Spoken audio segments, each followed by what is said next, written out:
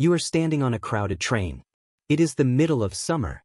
The air conditioning is completely broken. The person right next to you lifts their arm to grab the metal rail above. The smell hits you instantly. You hold your breath. You turn your head away in disgust. You try to focus on anything else. You check your phone, you stare at the floor, you pray for the next stop. For 99% of human history, this was not a temporary inconvenience on a bad commute. This was the inescapable, everyday baseline scent of simply existing. But how bad did you actually smell? The modern world is deeply, irrationally obsessed with absolute sterility. We scrub away our natural oils every single morning. We stand under scalding water until our skin is red. We lather ourselves in artificial foaming agents and harsh chemical soaps. We spray synthetic pine and artificial lavender over everything we touch. We spend billions upon billions of dollars every single year trying to erase any biological proof that we are mammals. We want to smell like ocean breezes. We want to smell like crushed citrus. We want to smell like fresh spring rain. We want to smell like absolutely anything but ourselves. But for roughly 300,000 years, your ancestors walked the earth covered in a thick, heavy layer of sweat, dirt, animal fat, and wood smoke. You did not smell like a fresh spring morning. You smelled like a wild creature built for relentless survival. Let us reconstruct a typical day in your prehistoric life to understand exactly what your body was going through. You wake up when your body is naturally ready. There are no alarms here. The air in your temporary shelter is heavy and thick. It smells intensely of wood smoke, crushed dried leaves, damp earth, and the bodies of your family sleeping right next to you. You stretch your limbs and step outside into the dawn. Smoke is the very first odor you would notice on yourself and everyone around you. Anthropologist Richard Wrangham, who developed the famous cooking hypothesis, argues that fire was the absolute center of the ancient human world. You sit incredibly close to the flames to stay alive during the freezing, unforgiving nights. The thick, gray, choking smoke saturates your hair completely. It permeates your bare skin. It weaves into the very fabric of whatever raw animal hides you are wearing over your shoulders. This was not just an accidental byproduct of cooking your scavenged food. It was not just a side effect of staying warm in the terrifying dark. Smoke is naturally antibacterial. It acts as a rudimentary, full-body deodorant for the prehistoric world. It actively masks the sharp, recognizable scent of your biology from the massive, hungry predators tracking you in the tall grass. A saber-toothed cat or a giant short-faced bear is specifically looking for the scent of human sweat and warm blood. Their noses are incredibly sensitive to the smell of fear and exertion. If you smell exactly like an active forest fire, they tend to keep their distance. Smoke is your absolute first line of defense in a hostile world. Do you want to smell like a human, or do you want to live to see tomorrow? As the sun rises higher into the sky, the true physical work begins. You leave the safety of the camp to hunt and forage across the open landscape. Because you sweat more than almost any other living creature on the face of the earth. Dr. Nina Jablonski, an anthropologist who deeply studies the evolution of human skin, discovered that humans have between 2 to 5 million eccrine sweat glands. These are tiny biological cooling pipes buried densely all over your body. We are the absolute sweatiest mammals on the planet. Millions of years ago, our ancient ancestors made a massive, high-stakes evolutionary gamble. We traded our heavy, heat-trapping fur for bare skin and watery sweat. This brilliant adaptation allowed us to run down incredibly fast prey in the blistering, deadly heat of the African savanna without our large, energy-hungry brains boiling inside our skulls.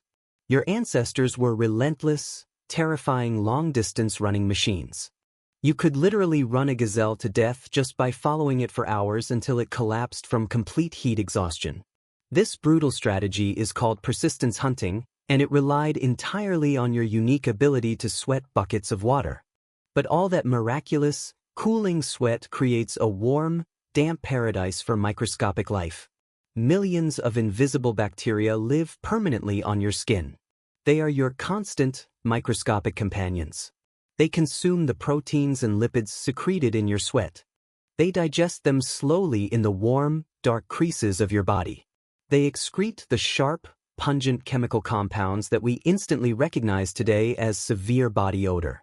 You are constantly sweating under the unforgiving prehistoric sun. You are constantly moving, hunting, digging for tubers, and fighting for your life.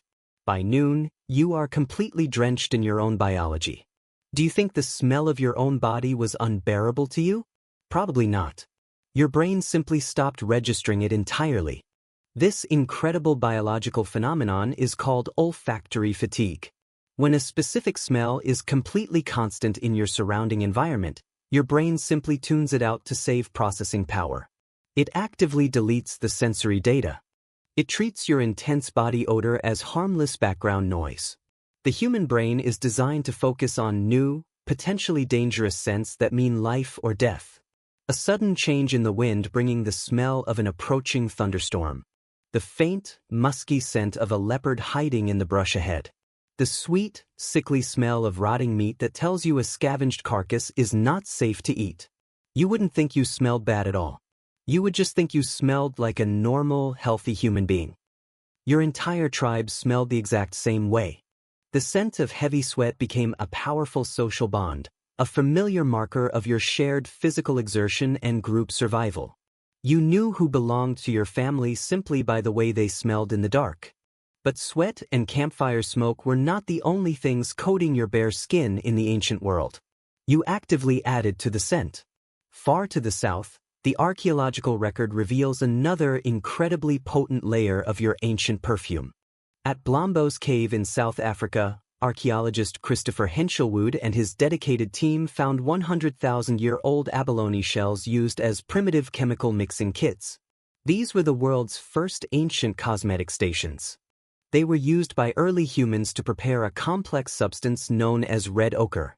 Ochre is a vibrant, deeply red iron-rich clay found naturally in the earth. Your ancestors took immense time and extreme physical effort to grind this hard rock up into a perfectly fine powder using heavy, rounded stone tools. They then mixed it heavily with warm, melted seal fat or crushed animal bone marrow. They slathered this thick, greasy, vividly red paste all over their bodies and worked it deeply through their matted hair. Why would you cover yourself in red grease? It acted as a highly effective natural sunscreen against the brutal, punishing African sun. It naturally repelled dangerous mosquitoes, biting flies, and blood-sucking ticks that carried deadly diseases. It also sealed your fragile skin against the harsh, biting winds of the open plains, preventing severe moisture loss.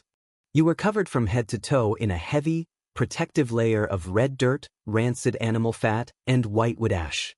You did not smell like chemical soap or modern floral perfume. You smelled intensely like wet earth, old grease, and ancient fire. The animal fat in the ochre mixture would slowly go rancid in the hot sun, adding a sharp, cheesy undertone to your scent. To a modern person, the smell would be completely overwhelming. But to your tribe, this complex, heavy smell meant you were protected from the elements. To your brain, this was the deeply comforting smell of home and safety. As the global climate violently changed over millennia, your environment shifted, and so did your signature scent. When the long, brutal ice age deepened, you had to survive the deadliest, longest winters in human history. The air turned brutally cold and entirely unforgiving. The landscape froze solid, forcing you to adapt your entire way of life or die. Dr. Ian Gilligan, a prominent researcher studying the ancient origins of human clothing, notes a fascinating biological marker hidden deep in our parasites. Human body lice evolved genetically from human head lice at the exact moment in history when humans started wearing heavy, complex animal skins to survive. To survive the freezing temperatures, you draped yourself entirely in the thick, unwashed hides of massive reindeer, cave bears, and woolly mammoths. These heavy hides were not clean in any modern sense of the word. They were often painstakingly cured and tanned using animal brains or even collected human urine. The heavy ammonia in the stale, fermented urine helped break down the tough fibers of the animal skin. This harsh chemical process made the hides soft enough to wear without cracking or freezing completely solid in the terrible cold. The heavy, greasy furs then trapped your daily sweat securely against your body for months at a single time. You never took them off because taking them off meant freezing to death in a matter of minutes. The overwhelming scent of curing hides, trapped body odor, breaking down ammonia, and endless campfire smoke became the signature perfume of the Ice Age survivor. You huddled tightly together with your extended family in small, dark, poorly ventilated caves. You shared precious body heat to make it through the endless winter nights. The smell in those caves was incredibly dense, heavy, and pungent. It was a thick wall of human survival. But that extreme smell meant you were warm. It meant you were alive against all possible odds. But what about your breath? You might naturally imagine prehistoric humans with horribly rotting teeth and decaying, unbearable breath. Popular culture, movies, and old museum dioramas almost always show cavemen with horrific, blackened, missing smiles. We constantly project our modern dental problems onto the deep past. But that is actually a complete modern myth born entirely from our own current dietary nightmare. Dr. Laura Weyrich, a paleomicrobiologist, deeply studied the hardened dental plaque of ancient Neanderthals found perfectly preserved in El Sidrón cave in Spain. The microscopic DNA preserved inside that ancient tartar tells a completely unexpected, astonishing story about human health. Before the disastrous invention of farming, your ancient ancestors actually had incredibly healthy, strong, straight teeth. You didn't eat modern processed sugar. You didn't drink high-fructose corn syrup. You ate tough, lean wild meats, fibrous edible roots, raw wild vegetables, and seasonal hard nuts. The sheer mechanical force of chewing this incredibly hard food naturally cleaned your teeth and expanded your jaw, ensuring your teeth grew in perfectly straight without any crowding. You even used primitive toothpicks made of carved bone or stiff wooden twigs to meticulously clear your gums after a successful hunt. Dr. Weyrich's groundbreaking genetic research shows that ancient mouths largely lacked Streptococcus mutans entirely. That is the specific, highly destructive strain of bacteria that causes modern tooth decay, painful cavities, and horrible morning breath. It feeds entirely on refined carbohydrates and simple sugars. Because your ancient diet completely lacked these artificial things, the bacteria simply could not survive in your mouth. Your prehistoric breath didn't smell like artificial peppermint or modern alcohol mouthwash. It smelled deeply of the wild earth. It smelled like raw wild mushrooms, crushed pine nuts, bitter herbs, and whatever wild game you had just consumed. But it absolutely did not smell like rot or decay. Your mouth was a perfectly balanced, entirely functional ecosystem. The incredible, totally counterintuitive twist is that human hygiene and the way we actually smelled got exponentially worse when we finally stopped moving. The invention of agriculture was a complete biological trap for your nose and your long-term health. Anthropologist James Sussman points out that when we finally settled down into permanent farming villages, our relationship with our environment completely collapsed. For hundreds of thousands of years, we were completely nomadic. When our temporary camp got too dirty or smelled too bad, we simply packed up our few belongings and walked away. The earth naturally absorbed and recycled our waste. But when we built permanent structures, everything changed. We started living shoulder to shoulder with our newly domesticated animals. We kept pigs, sheep, and cattle inside our small homes or right outside our narrow windows. We piled our own bodily waste and massive mounds of animal manure in open, rotting pits just outside our front doors. We stopped moving away from our trash. It piled up in the dirt streets and slowly seeped into the local groundwater. Furthermore, our diet completely changed overnight. We started eating massive, completely unnatural amounts of ground grain, soft wheat, and sticky, sugar-rich carbohydrates like wild honey and dried dates. That is exactly when the cavity-causing bacteria suddenly exploded in our mouths and completely took over our oral microbiomes. That is when our breath actually began to rot from the inside out, filled with painful cavities and festering abscesses that could easily kill you through a deep blood infection. That is when deadly, waterborne diseases like cholera, typhoid, and dysentery made crowded early human settlements smell literally like open sewers. The ancient, roaming hunter-gatherers smelled like a wild animal, the deep forest, and woodsmoke. The early, settled farmers smelled like biological decay, animal waste, and sweeping disease. We traded the wild, open spaces for the cramped, filthy village, and our bodies suffered the terrible consequences. For thousands of years, early cities were epicenters of foul odors and massive sickness. The narrow streets ran thick with raw human and animal waste. People routinely dumped their full-chamber pots out of second-story windows. The local rivers turned black with sludge and industrial runoff. It took millennia of medical advancement, complex plumbing infrastructure, and the eventual, life-saving invention of modern germ theory for us to finally escape the terrible stench of our own agricultural revolution. We built massive, complex underground sewers. We invented daily bathing rituals using heavily scented chemical soaps. We created an entire global industry dedicated solely to making sure we never, ever smell like wild animals again. We desperately want to distance ourselves from the biological reality of our own bodies. We hide our scents because our scents remind us of exactly what we used to be.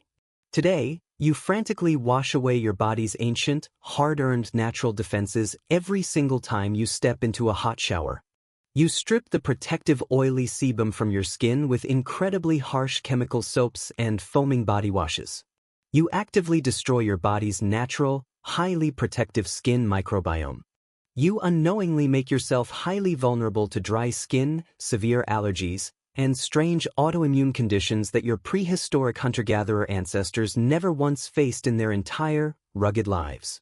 We have tragically traded the deep, earthy, perfectly functional scent of human survival for the fragile, completely impossible illusion of total biological purity. We deeply fear our own nature. We are utterly terrified of the simple, unavoidable fact that underneath our expensive clothes and our designer perfumes, we are still just animals trying to survive in a chaotic world. You are standing on a crowded train. It is the middle of summer. The person right next to you lifts their arm to grab the metal rail above. And for a fraction of a single second, underneath the layers of modern society, you smell the exact same wild, living biology that kept your ancestors alive.